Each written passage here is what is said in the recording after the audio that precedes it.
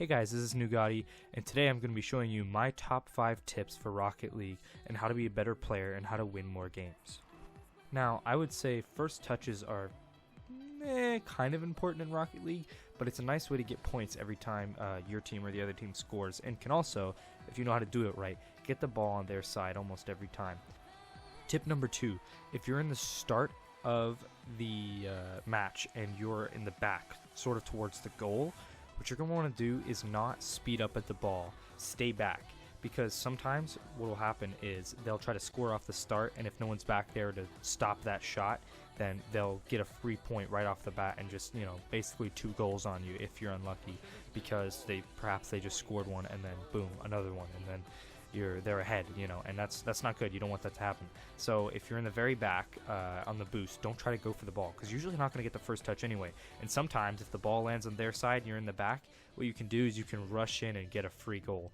And well, not free, I guess you just dive in, but it's definitely worth it, and it's something you want to keep an eye out for. Tip number 3 is pretty essential. Basically what you want to do is always have boost handy.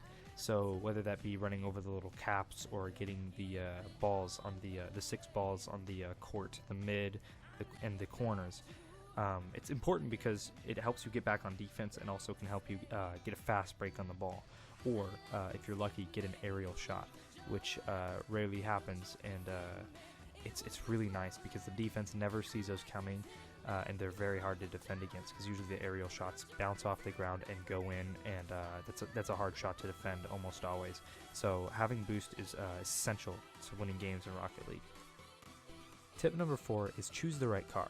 Now you're going to want to choose something that's big or that's pretty, because all the cars drive the same in the game, but the bigger the car, the bigger the hitbox and the easier the ball to hit.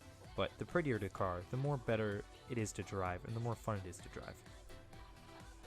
Also, for paints and camos, you're going to want to choose a car that's easily recognizable, that's more unique, and that's special to you. The final tip is kind of hard to explain. Basically, the overall idea is anticipate where the ball is going to move. The reason this is essential to winning more Rocket League games is you can score your team more goals ultimately. Like, you can call out the ball and say, hey, ball is centered, ball is top corner. Ball is above the goal. This is not going in.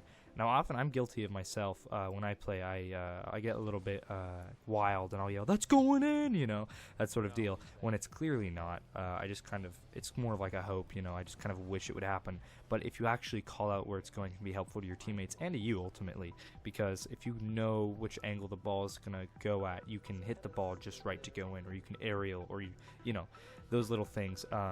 And so basically, little things that will affect this is how fast the ball is moving, how high it's in the air, when it's bouncing. Because honestly, it's really important for defense and offense, because you'll double jump and you'll go under it, or you'll double jump and you'll miss it because there's, the ball is a little bit to the left or something like that. So you gotta know where the ball is. You gotta feel where the ball is.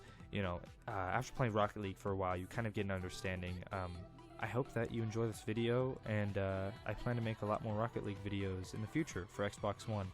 So anyways, share this, like this, all that good stuff. Have a good one, and take it easy.